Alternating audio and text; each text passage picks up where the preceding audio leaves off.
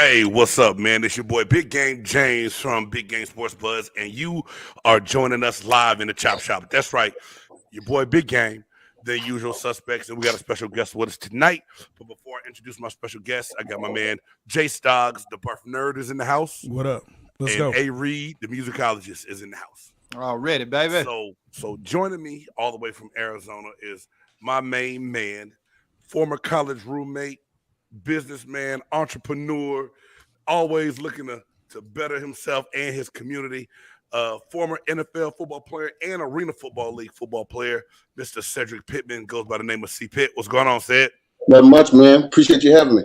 Hey, brother, I'm so glad you had the chance to get on and join us tonight, man, and in the shop. And, Ced, like I told you the other day when we talked in the shop, we come up with a list of things we want to talk about. It might go to the right. It might go to the left, but it normally comes right back to the middle of what's going on. Hot topics today going around in sports, but also in life. And so, without further ado, y'all, do y'all think it's time? If you've been living under a rock, you have not heard what happened at the Oscars on Sunday night between Will Smith and Chris Rock. And yeah, I really couldn't believe it, but at the same time, it was good. But I'm gonna run the tape real quick, y'all. I just feel like we need to show what happened and get Jada, things rolling. Love you. G.I. Jane 2, can't wait to see it. All right? Uh-oh. That was a nice one. Okay. I'm out here. Richard.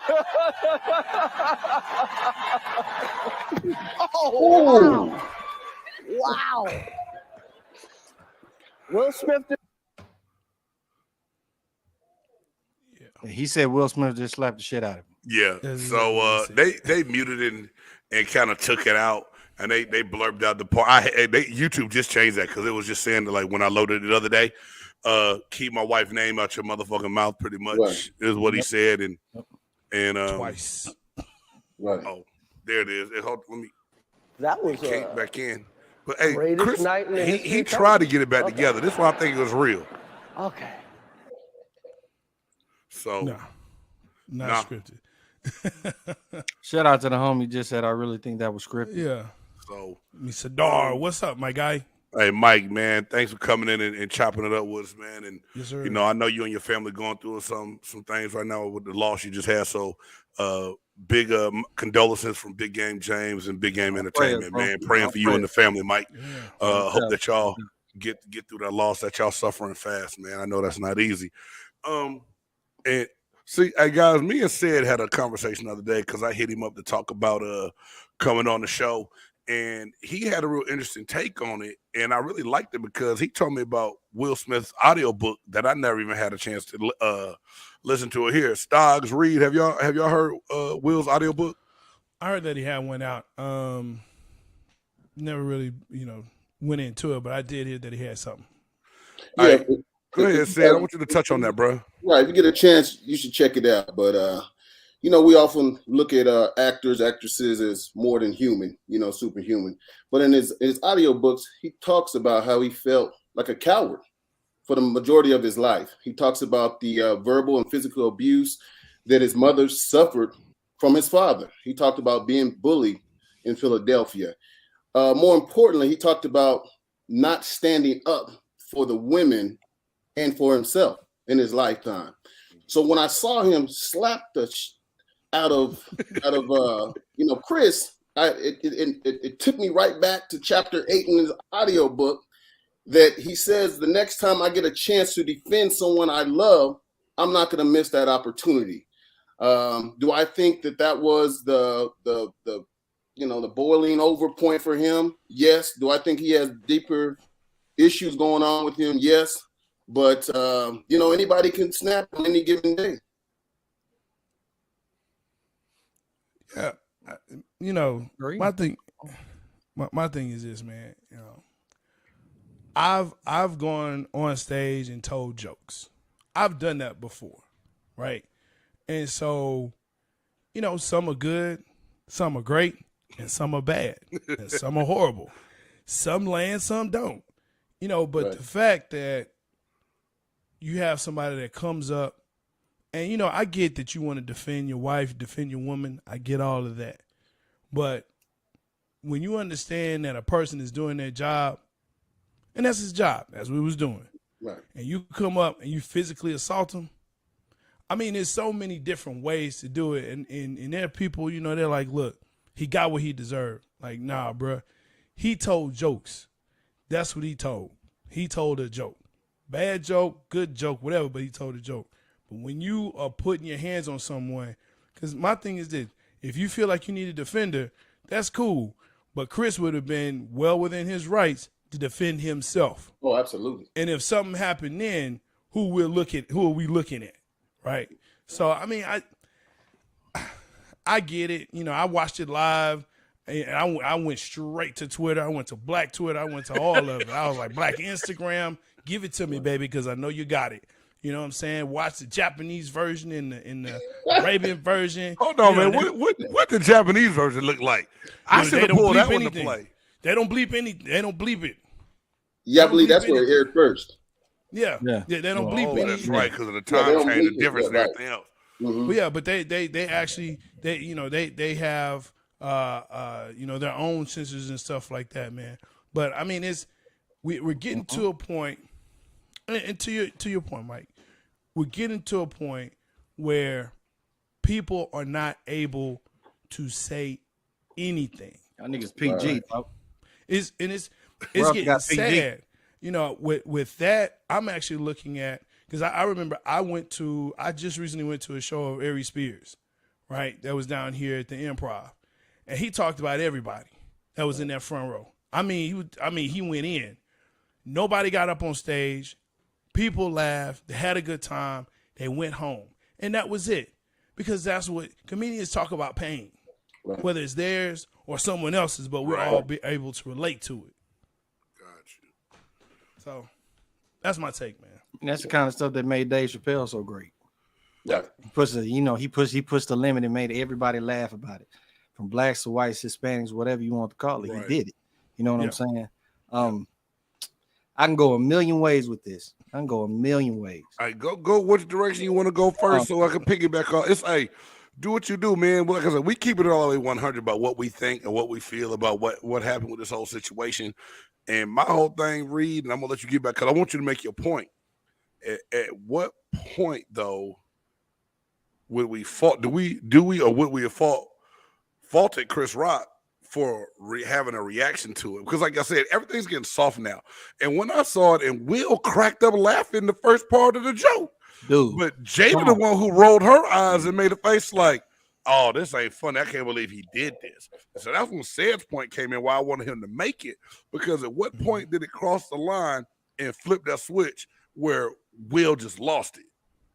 And how many people? Well, go ahead, say it. Go ahead. And just a thought: Jada shouldn't get a pass. Jada shouldn't get a pass because she publicly and we as men, moreover as black men, you know, Speak on it. You know what I'm saying? That cuts deep, and you got these different platforms, Red Table Talk, where she openly come on disrespected this man. Yeah. And if you think about how social media, he was a meme after that. Big time. Kanye broke down. He was a meme after that. Tyrese broke down. He was a meme after that. Well, often we don't talk to any professionals about our feelings and what we're going through. Right. So does she get a pass? Hell no. She will. Not in my book. Not in my book. And said that point you made, I think, is a good one because I believe because of her openness to air so much of their laundry on her Red Table Talk, Man. I think Chris Rock felt like he had the green light. And the thing He damn right got the green light. And if the you thing put is, all of that business out on the street as a comedian, you can say what the fuck you want. Right. He can say whatever he wants. Yeah. And Jay said it best. It's a joke. At what point in time, I mean, think about it, y'all. We grew up in the era, I know me, being young, sneaking and looking around the corner with my parents listening to Richard Pryor. Yeah. And Red Fox, they said some outlandish, crazy stuff. But at the same time, we knew we weren't going to take heed to it I've been to comedy shows, like you said, Jay, where someone they letting in on you, and you like, oh, they about to get my big ass. They might not, right? But if they do, they do. It's part of it. And this is what I hate. And I might sound like I'm trying to be politically correct, and I'm not really. But one point that one of my boys made to me is, dog, at what point, why is it that on this stage, when we have a black producer that put this together, we have brothers that just had to act the fool with one another on a stage? Now, I think a lot of people say Chris should have whipped his ass. I feel that, but at the same time, I'm not pissed that he tried to take a high road to it because all the negative backlash that would have come on. Absolutely. And they would associate everybody black with them two fools fighting at the Oscars, man. That's real talk. Yeah, they probably would have. Yeah, and that's the big narrative of this whole thing. You notice how it has to be the black folks. It has to be the black folks. And I mean, just gonna keep it 100. Like, now you can say whatever you want, however you feel. Some people say it's real, some people say it's fake. I know I've kind of looked at it about a whole bunch of times. To me, I think it was really just a staged up thing that's gonna blow. It was supposed to do what exactly what's going on right now. We're supposed to be talking about it. It's supposed to be in everybody's mouth. You know what I'm saying? So my thing is this: the average man would have kicked Will's ass. Period. Or went down swinging, one or two. Yeah, went down swinging. Right. Or if he didn't whoop his ass right there, he would have waited till the break. Say, bro, let's go in the back and we finna have a talk. You know what I'm saying? If he wanted to take that high road to keep the show going, you know what I'm saying? And then when we go on break, partner, we finna go to the back real quick. And we gonna handle this. You know what I'm saying? Yeah. If you at break the same time, just like says, man. Me personally, I've lost a lot of respect for Will through the years. I lost that at the Red Table Talk. I ain't gonna lie to you. Man, I lost that way back 6 degrees of separation type shit. Let's not get there. Okay. But I'm saying, as you've seen throughout his career, like, I don't know what it is about Jada, and I don't know why people put her on such a freaking pedestal, like she like she's so fucking perfect. She's clearly shown that she don't give a damn about the values of a marriage or anything like that. Right. And Will has just let all of that stuff happen. Right. I'm not necessarily saying that the man has to take control, but we all know that in the marriage, you know, the man is there to lead, the woman is sitting there to follow, and y'all play the 50-50 role. Right. He's clearly let that girl do whatever he wants. Whatever she's wanted to do. Like you said, Red Table Talk, she can sit there and air all they dirty laundry. Ain't nowhere in the world. How come you ain't slapping August Alsina for doing what he did in your house? Man, look. Wow. But you know, this we talk about Jada. This is kind of her MO, man. Look, she dated Pac. This is the type of dude. And she still talk about this man. I'm just saying, man. I'm just saying. But look, shout out to the bro. Right there. You know what I'm saying? And you know, big up to, you know, mentioning my guy Bernie Mac. That's my favorite dude of all time, the one that put it down for sure. But again, at some point, man, we've got to understand and recognize that, hey, if this is what we're gonna do, because to me, it also ruined the moment for Questlove. I watched that documentary. That was an amazing documentary, bro. Like, I got my in-laws like, yo, let's watch this. We all watched it together. I watched it at least 4 times. I need you to give me a little background on that, Jay, so I know what you're talking about. I missed the Questlove one. I missed that. Summer of Soul. Summer of Soul. Yeah. Yes. Okay. Yeah, he directed that. Yeah. Okay. Yeah. Put all the tapes together. Yeah. You know what I'm saying? And then got some of the acts that were actually performing there. Got them together in interviews, people that were actually there as children and, you know, young adults that were there. I mean, it was beautiful, man. I mean, you know what I'm saying? It really was. It was a moment in history that was just, it was taped, it was filmed, and then it was locked away, and no one knew about it. I know. Okay, I remember seeing the previews of the documentary, so I'm about to check that out. Right. You can check it on Hulu. Okay, you can catch it on Hulu. It's about the 1969 Harlem Festival. Music festival. Yeah. But I mean, it was the fact that that's ruined, and now, you know what I'm saying, you now the butt of other people's jokes as they're getting their awards, waiting on you to get yours. You know what I mean? And now you get it. Now it's ruined because folks, all they thinking about is, okay, what's he gonna say? How's he gonna do this? I mean, dude, it was a bad moment. It shouldn't have happened. And if you, and unfortunately, and you guys can definitely talk to this, you're pro athletes. And unfortunately, we as fans, we as people put you in a realm of, well, hey, you knew this is what you were going to get into. Being a pro athlete, as a fan, that's what we think, because we're paying for your salary, right? With ticket sales and jersey sales, and we buying your movies and we buying your music. So we feel as though we have the right to just say and do whatever, when in reality we don't. That's my feeling and sentiment. Like, look, I can talk about how bad you playing, but I'm not going to talk about fam. I'm not going to talk about kids. I'm not going to talk about wives. I'm not going to do that, because to me, that's too personal. And I'm not trying to get you out your game like that. I'll just talk about, how many, tackles you missed last game. I'll talk about that. And that's warranted, because as an athlete, we know if we don't perform that the biggest critics are going to be even your own fans of your team, right? That's going to come out. But to me, when I look at this. But y'all ain't out there slapping folks for Exactly. My point was about to be, Reed, everybody knows Chris Rock is almost in that same boat as Chappelle, is where he will push the envelope with his joke telling, right? He'll lay things out there. He'll speak on it. But I feel like these two have had to have some kind of relationship before, where there's a way for him to handle that. Like, yo, dog, you're wrong for that. Jada sensitive about this. Whatever. Pull me to the back. Yeah, it's a way, because just pull me to the back and say it. I feel like he tried to save face and tried to show I ain't no punk when his wife looked at him sideways. Yeah, and he wanted to play the tough role. Tell you who run it. That knowing that I know what kind of dude Chris is, he ain't gonna go off on me. Because when he walked up, Chris Rock said, like a joke, like I thought Will was gonna headlock him or say something crazy or fake, right? Then it's just like, ooh, did he just? Damn, what happened? Now we can break down the movie. We can break down the little clip or whatever. Okay, clearly he made the joke, and it's G.I. Jane. Was it that damn bad? It wasn't that bad. Even on top of that, Jimmy Moore was still kind of cool looking in that movie with that ball. Even on top of that, how many people actually knew that this woman, quote unquote, had alopecia? Because I didn't know that. I did not until didn't know that until all of this. Okay, because you don't watch the Red Table Talk, Reed. That's your fault. You're Why not am I in the know. Stupid shit. Because you're not in the know. Why? You're not in the know. Why, Stock? You're not in the know. I don't need to be in the shit. Clips tell you everything.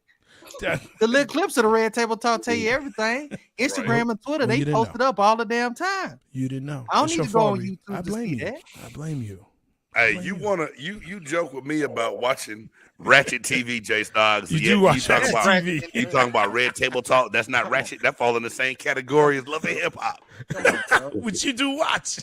I watch Love and Hip Hop because I think that's some scripted shit. They trip on that show.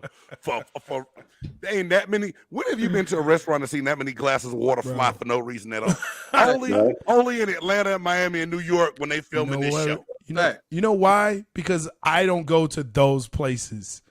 I go to respectable places like Red Lobster. Okay, so just you know what I mean. I go to Red Lobster. They don't throw glasses in Red Lobster, man, because they give you plastic cups. That's the place I go. Okay, man. I'm just saying, man. Shout out to Red Lobster and the Cheddar Biscuit. Cheddar Bay biscuit. Cheddar Bay. I heard Shannon Sharp. I even heard Shannon Sharp say it on Shannon and Skip. He said, "Nigga, I'd had to come out that time for it. Whatever I had on, I would have come out that tux." But I got much respect for Chris though, because he is a professional, and look. He understood, I think, what was at stake if he did. Now, if you look at the clip, you can break it down on your own. But you see, he balled his fist up a little bit like, okay, come in again. I'm gonna show you where I'm from. I'm from East Coast too. I'm going to show you where I'm from. But I think it goes back to his professionalism. He did the right thing. And if he had done anything, it would have been worse. He stepped up, did the right thing. So, yeah. Can I take this just a little bit deeper? Go ahead, man. I want to hear it. I love where this conversation is going, man. I like you brother's take on this. See, this is the beauty of Hollywood. That's what I call it, Hollywood. Think about this thing, y'all. Think about the kind of stuff that people have to do in Hollywood to stay relevant. It's a lot of things that we don't see, but you don't understand the things that they have to do behind closed doors to get to where they at. And it's been documented on some people, right? And it's not on everybody. But I always believe that all those guys that are in Hollywood that are always doing the big moves and stuff like that, they have them hanging by a little string like this. Whatever that they have on them behind the scenes, they have to do. So this might have been something that Will Smith maybe had to do, his chance to probably get his credibility back from being humiliated on the red table and all this other stuff. You know what I'm saying? Yeah. He comes out, does the King Richard movie, you know what I'm saying? And okay, I didn't watch it, but from what everybody's saying, it was a great movie. I'm not taking anything away from Will's acting and stuff like that, but you got to understand, you have to do things in Hollywood to keep yourself relevant. They make you do things to keep yourself relevant, and you scrunch up your face all you want. But then he just make himself relevant by releasing the Bel Air on Peacock because he's the executive producer of this show. But to his point, he wasn't asked to leave the Oscars. He was asked to get back in his seat. He literally less than 10 minutes later gave an acceptance speech for King Richard and proceeded. The Oscars didn't press any charges. Chris didn't press charges. There's plenty of security in the building. Right. You know what I mean? They got a standing ovation. Right. So you can openly walk up there and slap somebody. Do you think everybody else was scared he was going to slap the shit out of them too if they would have said something? Nah, I mean, Tyler Perry came up to a Denzel. I bet you if you slap Denzel, I bet you be some shit going down here. He wouldn't have slapped Denzel, though. Well, Denzel there you go. There you go. But, I mean, you got Bradley Cooper coming up to him. I mean, you got all these people comforting Will Smith. You know, I mean, look. You know, talking about relevance. This dude has had relevance for a while. You know what I'm saying? Long time. I got a long time, and he's been in a lot of different things that could have warranted an Oscar nod. I mean, Chris and him have this kind of relationship. Look, Chris Rock was on on Fresh Prince of Bel-Air way back in the day. I mean, he actually, you know what I'm saying, he played a role on this show. He talked about him and Jada not being at the Oscars. They were boycotting because Concussion wasn't even nominated. So I mean, there's history there, but it's the fact that, again, this sets a bad precedent where people, we saw Kanye do this at the Grammys. People just walk up on stage and shit like, hey, you know what? You know who I am? I'm just going to do this and whatever. Now Kanye is living in the basement of the stadium, but still, that's a whole nother thing. But I worried that now what's next? And I was talking to some people. I was like, yo, do you think this is it for Will Smith?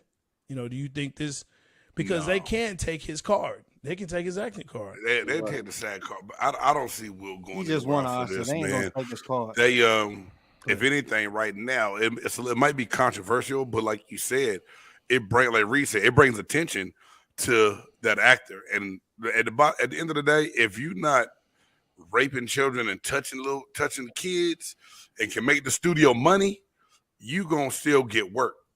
Will Smith can still generate revenue and bring money in.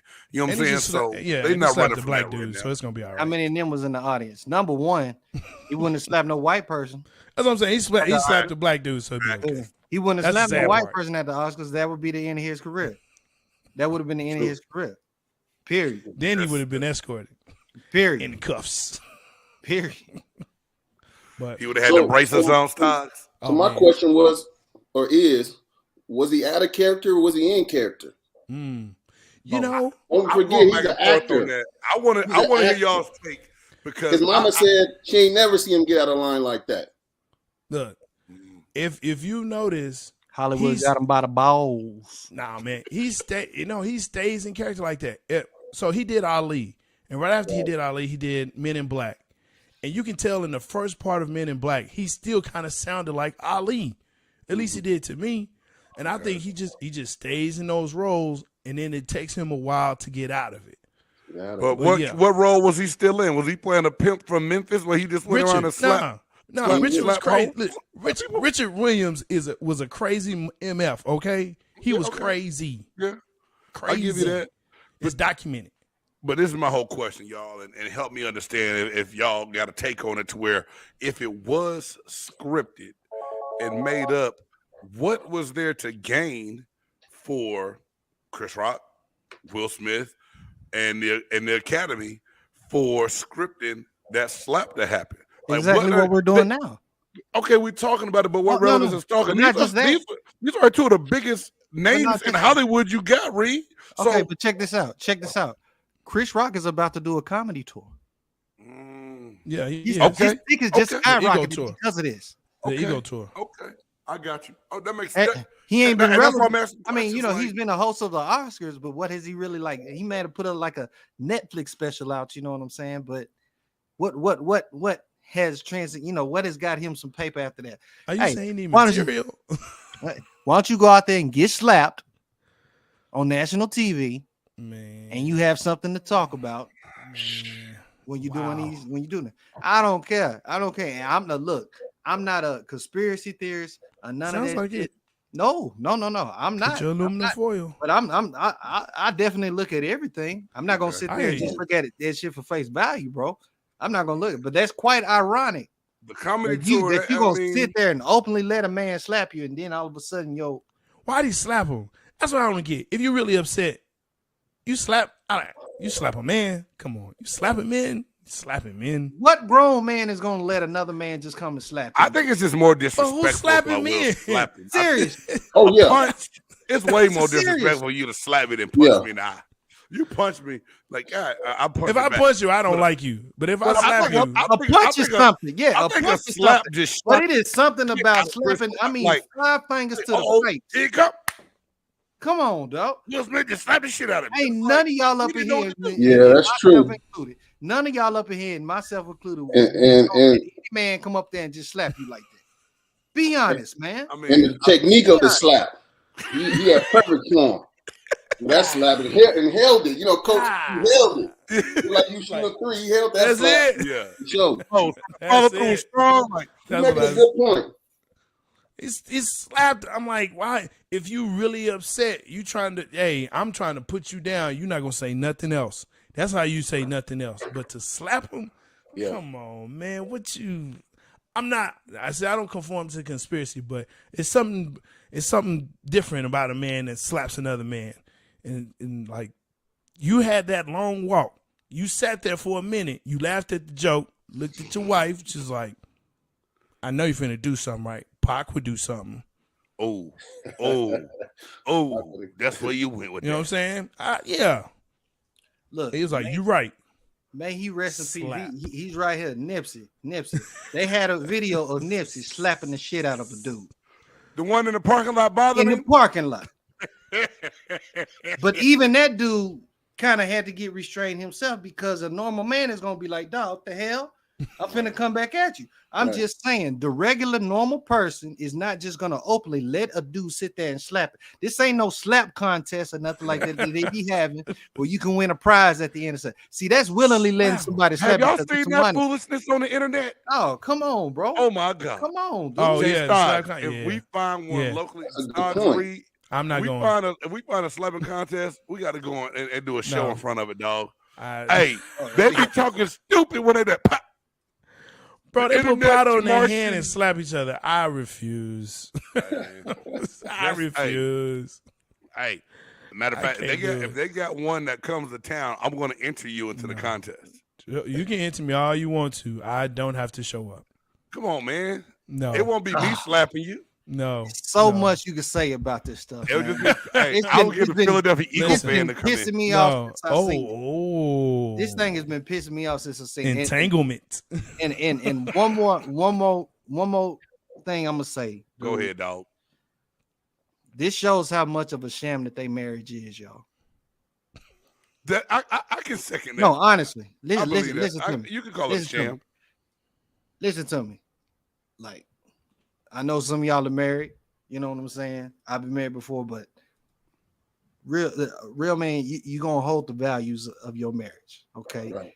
And you tell me, are any of y'all comfortable with another guy coming in and sleeping with your wife? Never. Are any of you guys sitting there comfortable with Your wife going out there and putting all your business out there on the street, even if it's to her close friend. You would sit there and check that shit at the door. No, what the hell you doing? I'm just gonna be 100% honest with y'all, and my wife will hear this later and know I ain't lying. I tear this whole mother lover all the way up. It's gonna get tore all the way up. Exactly. I mean, so why is it so why is it that society looks at their relationship like it's such a golden thing? No, it's a show though. I don't think people who really value they put beta on the pedestal and they kids and all this stuff on the pedestal, and they do. Yes, they do. They do. No, I don't think anyone has ever. I've never heard anyone say, "I wish I had a marriage like Will and Jada," or no one has ever said, "I wish my kids." I'm just reading this. Want to put out there talking about the boy want to take his nipples off. Look here, man. Look here. Look here. Look here. They don't support that bullshit. Look here. Society don't support it.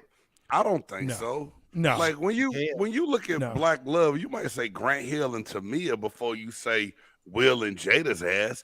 I know me. I would never base the value of a black marriage on that bullshit. Man, Barack and Michelle. That's it. That's all you need. That's the standard. That's the only standard we need. But Barack and Michelle, okay? That's the standard. Not these fools, not these clowns. I mean, come on, man. Like I said, you got the daughter talking about she all a sexual, what she like everybody. She don't care who, what, dog, cat, boy, girl, what car, whatever. If she down, she got the need, whatever. She gonna get it fed. God don't bless no mess. Well, I mean, hey, but you know, but God take care of babies and idiots. So look, it come down to this, man.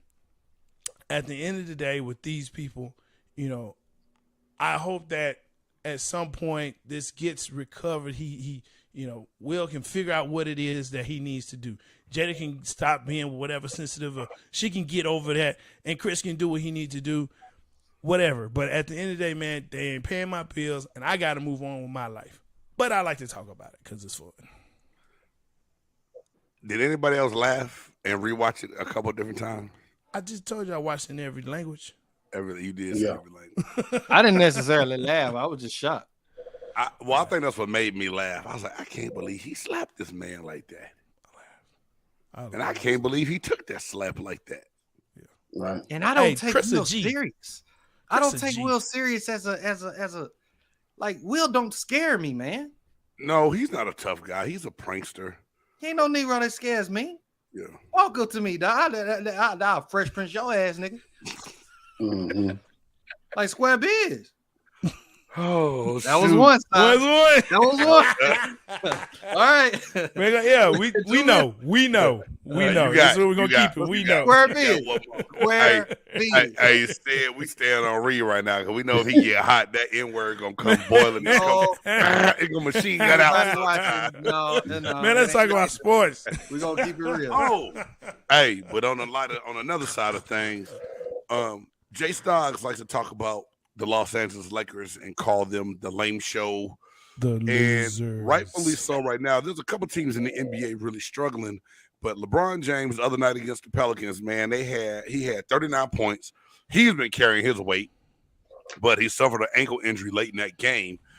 They gave up a 26-point lead and lost to the Pelicans. My question to y'all is it time for LeBron James or the Lakers to just shut him down for the rest of the season, since they're really playing themselves out of the chase for even the play-in game right now? It's time to trade LeBron. Trade? Just straight trade? Trade him? Damn, Jay. Why not? Get something for him. But I mean, 37-year-old LeBron on anybody on Charlotte tickets, Washington tickets. Which, okay, I mean, he still has another year on his contract. And then what? I'm just saying. But we already know the arrogance of the Lakers are going to believe that they can still bring other pieces in and put it around him to compete. What?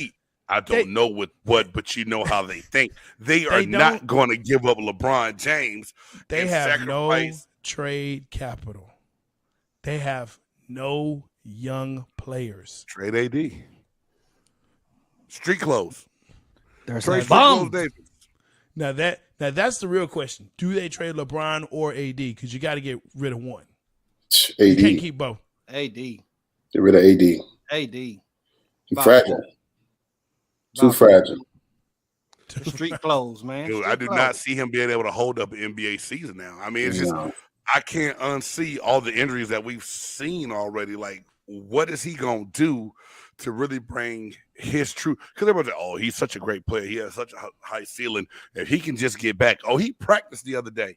We know how they practice it during the season in the NBA. That ain't showing nothing that he really ready to go out there and grind and play and make things happen. Yeah, right. That boy fragile though. But I mean, that goes to the point of, the West right now is Phoenix has won it. They've locked it up. So now everyone is vying for, 2nd through 6th, and then you got the play-in. Talk about my Mavs. They got a chance to hit 3rd. They're about to move up to 3rd. They'll beat the Lakers tonight to kind of secure that 3rd. Let's get it. It's going to be hard for the Mavericks to lose that spot, the scenarios they were talking about earlier today, Jay. You know what I'm saying? So you got that. You got Denver. They kind of struggling right now. Like, everybody is struggling right now. And so the teams that are getting hot, that are getting there, the real question is next year, we start talking about the West, how that's going to look. The Clips, they're going to have their 2 guys back. Paul George and Kawhi are going to be back, right? Golden State, they should be at full strength for the whole season. But they're looking bad right now in these last couple of games. Man, look, Steph is what makes it go. I don't care what you say. Steph is what makes it go. Mm-hmm. And when you don't have Steph and you lose Draymond, I mean, look, them young cats, they nice, but they not that nice. And James Wiseman hadn't played all year. He's just been ruled out for the rest of the year too, and that was your number 1 pick a couple years ago. But now here's the real question, because realistically, y'all, when the season started, no one really expected much out of Golden State, right? No, everyone's kind of giving them a pass because they knew Clay was still out. He was going to come back slowly. They didn't know how much they can do. They got hot. They had Powell and other people start playing really well. Next thing you know, everyone elevates them back up to the top because of how they played early. But now it's starting to look like the fatigue is setting in a little bit with the lack of depth they have. So do they really get a pass on if they fall out of that top 3 and then not really be able to compete to win that championship or come out of the West? Because I still think Phoenix is going to be hard to beat.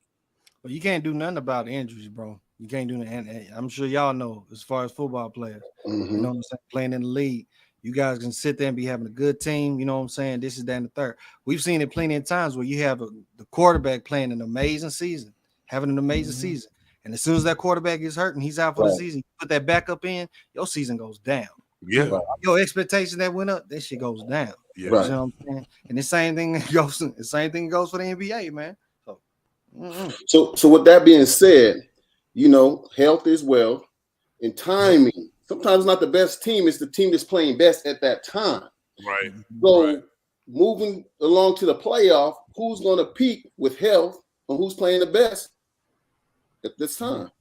Hey, man, Memphis Grizzlies too. Well, Ja was out. Ja's been hurt a little bit. He's been banged up, and they've held their own for the most part. But I kind of look at them as the new Atlanta. Unproven. That rotation is going to be really key, and so they're going to have to have people step up that had to have stepped up. Now your bench gets shorter, right? So that ninth man. I'm looking at him like, okay, who is that? Who's going to be that one? So I like Phoenix. Obviously, it seems as though they figured it out. They're clicking at the right time. The coach, and then Paul is back. And look, it's just a good team. I think what they saw last year, they don't want to repeat. Paul is hungry. He wants to get his to solidify his legacy, which he doesn't need. Does he need it? He'll go down as one of the greatest that didn't win it. So he'll have a Charles Barkley Award. But come on. It is what it is. It is what it is. It's true. It's true. It just hurt. I used to like the round mound to rebound back in the day. Dog. I still like him. I love Barkley. My favorite. Still love Barkley. Still love Barkley. Top 50. But the reality is, it is what it is. You're right. I got you. Right. I got so, I mean, you got that part. You got, like I said, the Mavs are surging right now, and I said you're right. It's timing and it's understanding your team and how that bench and rotation works. I was boo-booing Dimwitty coming in, was like, oh, hell to the no. This is trash. How can you trade away Porzingis? But he's fit. He has fit into this team. And his defensive play, and he gives it back to you on the offensive end. That was a sleeper move that no one's really talked about unless you're a Mavericks fan. Didn't I tell you on the show? Yeah. I told you on the past show. Shout out to my bro because he kind of let me know. Yeah, the true story that KP didn't really want to be here. Yeah, KP was taking games off and not practicing and faking injuries. Yeah, he wasn't hurt. Yeah, you broke it all the way down. It was time to do. It was time to do. It was time to do. But said, let me ask you this. Do you feel like, and it could be in NFL, baseball, NBA, or whatever, do you feel like the league sometimes has a way of curving championships? Man, dude, come on. Put your aluminum hat back on. Come on, take it off. Take your aluminum hat off, man. I'm asking. So you back with a conspiracy again? Like this WWE, man. Come on. Which I will be going to see this weekend. I know you will. Oh, it's this weekend? Yeah. Look at you. That came up fast, dog. You're like a little kid. Well, we supposed to work on some things. I forgot. Said, do you feel like that can happen, man? I'm just asking. Oh, is it possible? Yes, it's possible by the refs, as history has shown. It's possible by players fixing games. History has shown. So I'm a conspiracy theorist, but look what he's saying. Yeah. I mean, just recently, you said football, basketball. Who was that? Ridley? Yeah. Was that Ridley? Yeah. Mm-hmm. Betting on games. And I went back and looked at some of his film. He went 15 yards forward and 5 yards back. For what reason? Go back and watch. So is it possible to answer your question? Yes, it's possible. But at the end of the day, I think, everybody wants that chip. So I think the best team's gonna win eventually. But there's probably some. But I lived in Vegas for a long time too. I think the sports books got a lot to do with it too. That's just my conspiracy. Hey, man. A lot of money on the line. It's a free throw. You know what I'm saying? Someone goes out a few games and makes a big difference on the move of a line. And they have it. They change a line in a heartbeat, don't they? Say the line to come out and all of a sudden for the game, like it changed out of nowhere. You like, hold on, what the hell they know in Vegas that we don't know? We don't know. That happened real quick. Yeah. So St. Peter's. We all saw Cam. We all saw Cam Newton step back. There y'all go.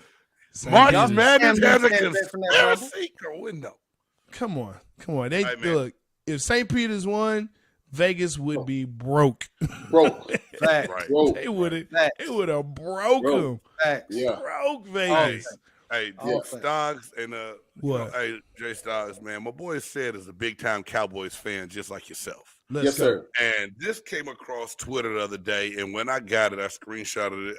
I tagged Stoggs on the Twitter account, but I just really wanted to read this since I had two Cowboys fans here to really talk about someone that I've tried to give credit to before.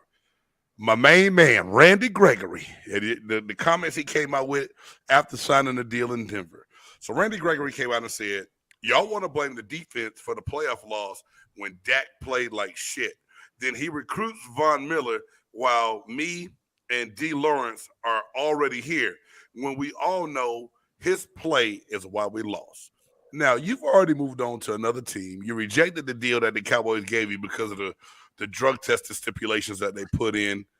Is this just an disgruntled ex-employee, or is this some merit to what Randy Gregory put out there for the world to read about the Dallas Cowboys?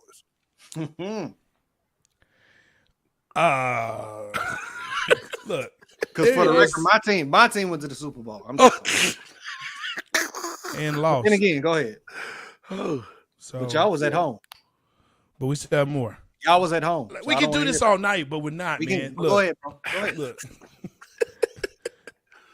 Is there some truth to that? Mm-hmm. Yes. Yeah. Yes, there is. But is there some truth to him with his penalties? Yes. Is there some truth to the fact that defense did not step up when they needed to, to make those plays? Yes. Would it have been awesome to have Von Miller there? Absolutely. You can't tell me that you have a person like Von Miller that can't make your linebacking core better, let alone defense and your whole team, because guess what? He's won a Super Bowl. Right. And he would have been back home. You know what I'm saying? He's from DeSoto, right? He went to DeSoto. Yeah. So he would have been if you home. have people, and you guys tell me this, okay? If you have people in the room that have won championships, they have been on winning teams, doesn't that change your team? Doesn't that change how you work and operate? There's a whole new dynamic in the locker room, man. Most of the time, yeah. Yeah, you want that. You want that around you. So yeah, he's disgruntled. I think he's upset because they were like, "Look, we'll pay you, but you have to hold up some things on your end. It's not that we don't trust you. We just got to make sure that we're covered too." Right. So I mean, that's my take as a fan on it. But you go ahead, brother. No, I agree with you 1,000%.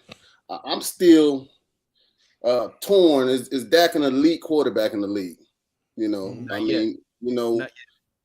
yet. And that playoff football was some of the best I've ever seen. Yeah. And they lost in all phases. It wasn't just a quarterback play. Yep. They got beat down, and they would have got beaten the next round too. So I don't think they was good enough anyways. They just wasn't, in my opinion. They wasn't ready. They took a step forward, but they wasn't ready for that level of football. And think about this, y'all. Randy Gregory had 2 lineups in the neutral zone infractions during this game, but now he's calling out the offense. And this is my whole thing. And I've been there.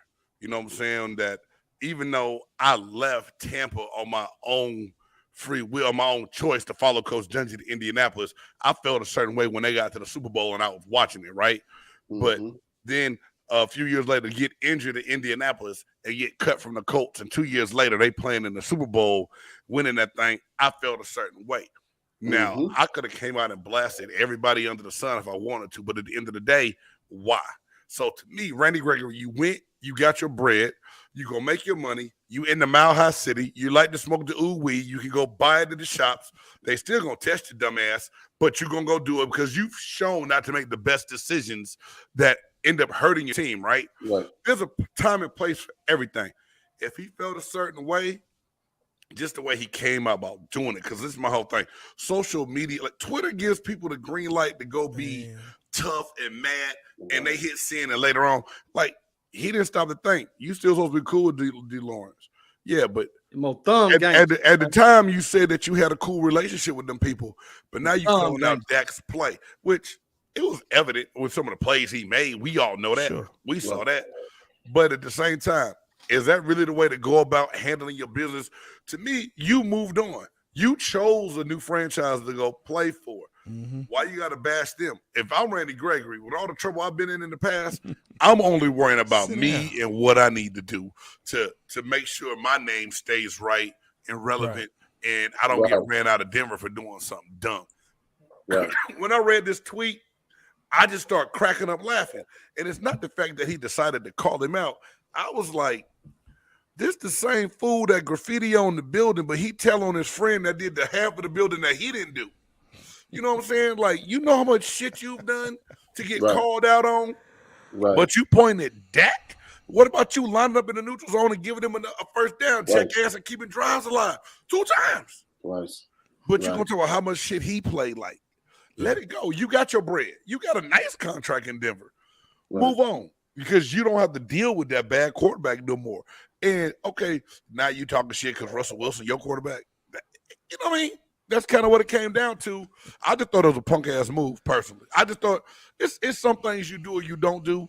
To me, I ain't got to call out that play because everybody see how, like said, he don't think it was ready regardless. So, and it was like you said, all phases. I didn't even think to break it down like that. You know, we look at football in phases. All 3 of the phases play like crap. Yeah, playoff. they did. And he decided to call out the quarterback. The quarterback. As true Cowboys fans, because I know fans from my other team can make comments about the squad, but you guys literally follow. And I ain't saying that I follow the Cowboys as well, but you guys are diehard fans. What is it about this squad that, I mean, you look at them and you sit there and you see that on paper they look wonderful, they look amazing on paper, right? You know what I'm saying? But it's like year after year after year, they just can't get this together. I don't know, like, what is? Does it come from the top? Is it coaching? I can't say it's necessary to players because they got all the damn talent in the world. So I mean, like, honestly, like from y'all's perspective, like what is it, man? Well, I was happy to see Garrett go. I couldn't stand Garrett's ass for years. I think Jerry needs to go ahead and just hire a GM that's not a do boy, you know. And I think they need some veteran leadership that somebody's gonna get in your ass in that locker room. Yeah, they just don't have it. They have nobody that's holding them. That no one's set a standard, and no one's holding anybody to a standard. Right. Yeah. And typically that would be your quarterback, or that would be someone, you know, your linebacker or someone on your defense, you know, that would say, hey, okay, enough's enough.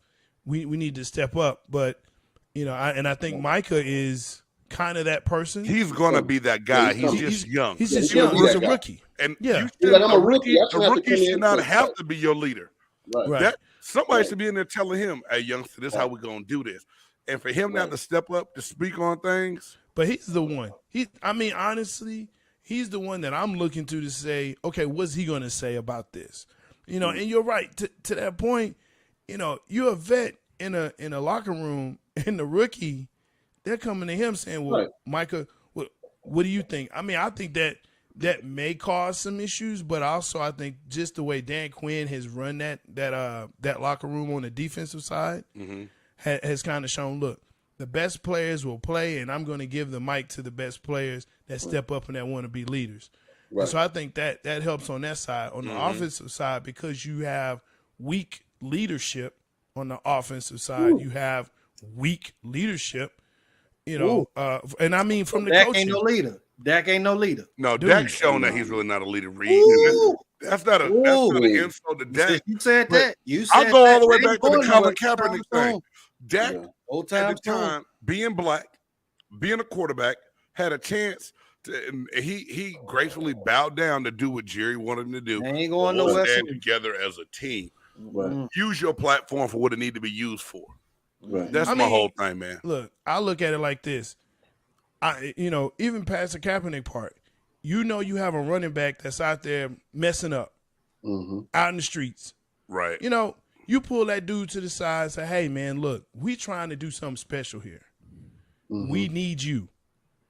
Step up. You know what I'm saying? Whatever you're doing, cut it out. Right. That did not happen. You know what I'm saying? Yeah. And like I said, the leadership from the offensive side, when I talk about coaching, it is evident that there's none there.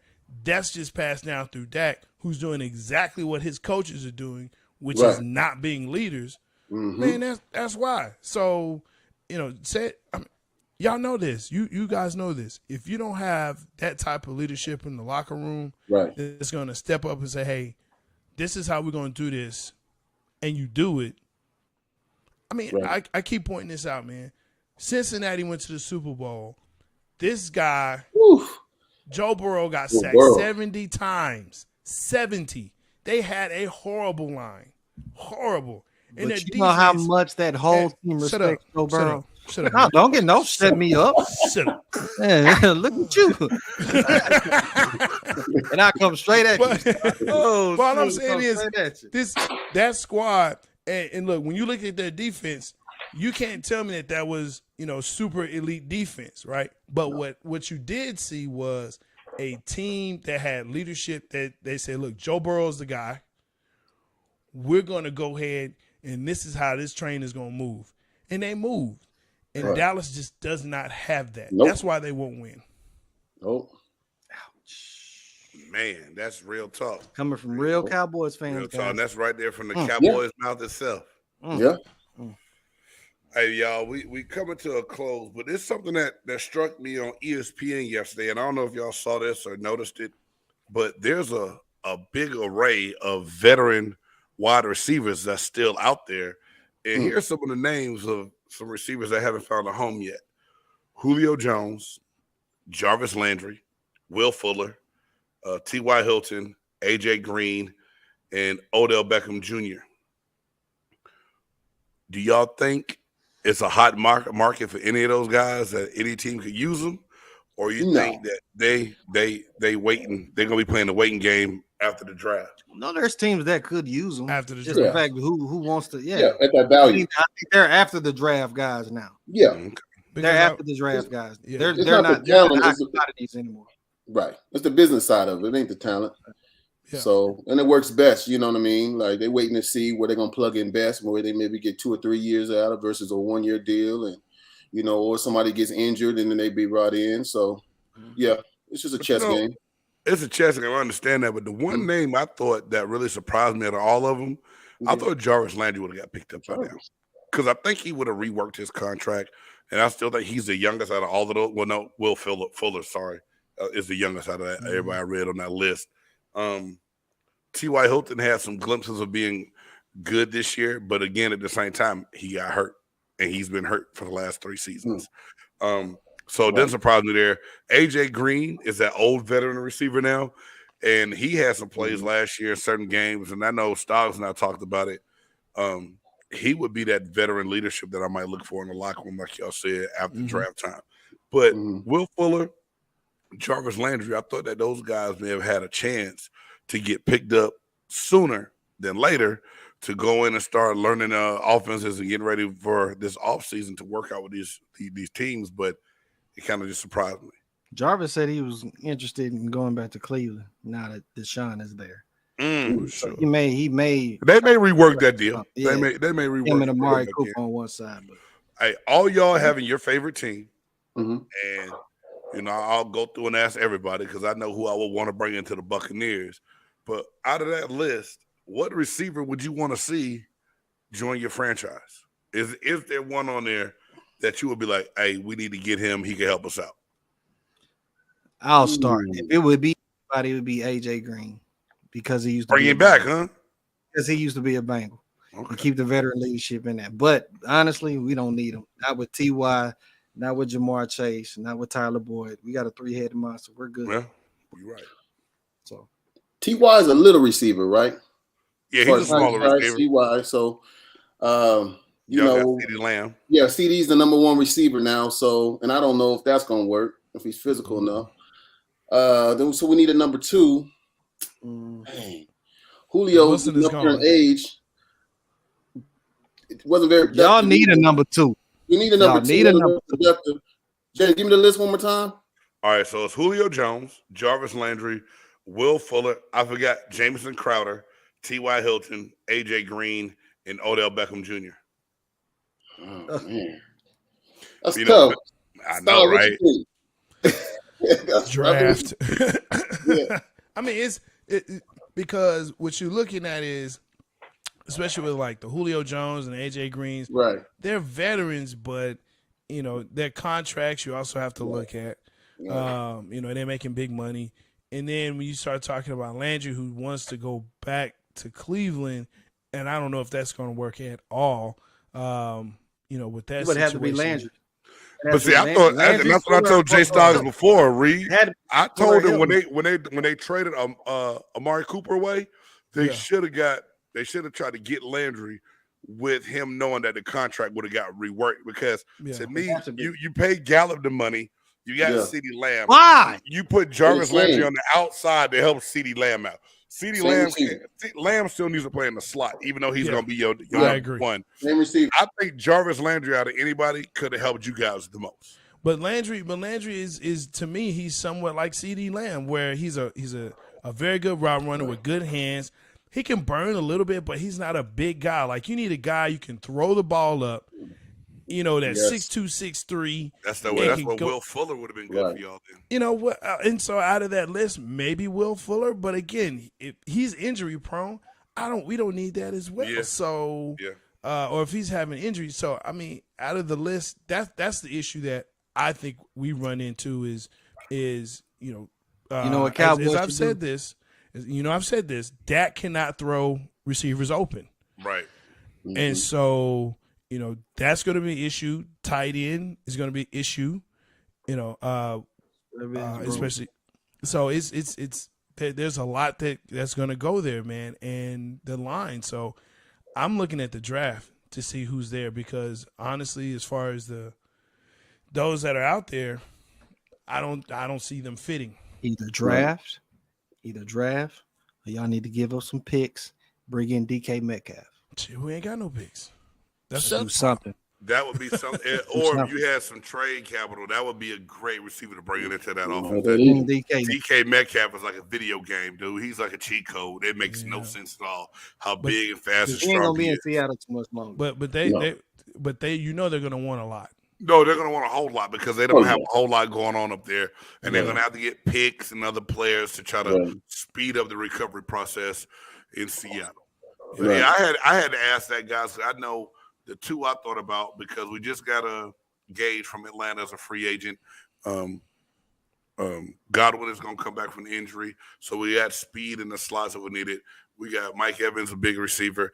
To me, if it was Tampa, I would have wanted to holler at somebody like a Julio to come back and play in the NFC South, or a Jarvis Landry that could have just helped.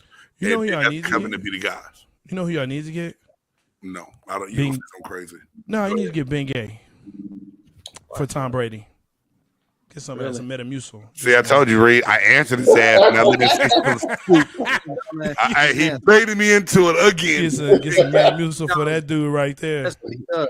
Whatever. Hey, my old ass quarterback is still gonna outplay your young quarterback. Probably. Would y'all make a switch?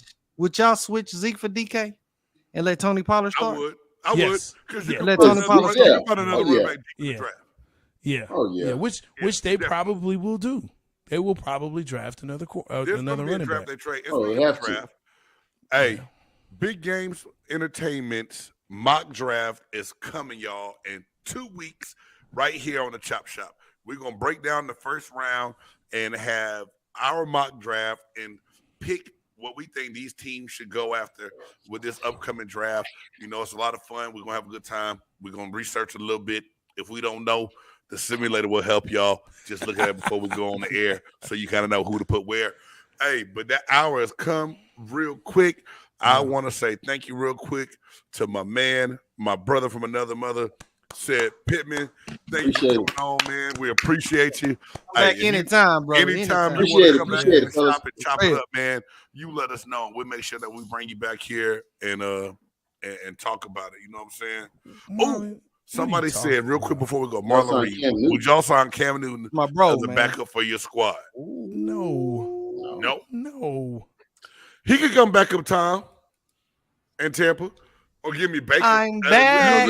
You get Baker Mayfield at a rework deal. I'll take Baker Mayfield as a backup too. Bro, they said they keeping Baker up there. I don't know they why. Want to. It's gonna be disgruntled. Baker ain't gonna be right. They better let that go, man. It ain't what gonna be right. They signed Jacoby Brissett this week. They signed Jacoby Brissett, the career backup. So why you need Baker for $18 million? Hold that thought, y'all. We want to talk. Hey, hold that thought because we gotta let the next show come on ASAP. So again, man, big shout out to my man, said Pitt, to the musicologist. Hey, Reed, tell the people where they can find out your great music, man. Hey, man, y'all can find me, man, musicologist, MUSICOLOGIZT on Spotify, Apple Music, all that good stuff. Follow this MCXP Radio because we always doing big stuff. My man, Big Game and Jay Stocks. It's always going down, Hey man, y'all check out if y'all like good music that don't just sound like the mainstream stuff they try to force down your throat. Check out A Reed, man, and get a fresh break of a true musician putting his talents to work. To my man Jay Stoggs, the buff nerd. If there's anything you want to know that makes no sense to you, ask the buff nerd. He might have an answer for you. All right. Hey, and I'm your boy, Big Game James. Y'all please make sure to tune in to Jay Stoggs and I Thursday night on Big Game Sports Buzz. We're going to be breaking down this Final Four matchup that's about to take place in this national championship here in the NCAA tournaments next week. And also, you got to hit it up with our oh hell nah. You know what I'm saying? And I got about 20 oh hell nahs just from what happened Sunday night. So it's going to be hard to break it down this week, y'all. So again, for all my guests and co-hosts, I'm your boy Big Game James, and you've been watching The Chop Shop.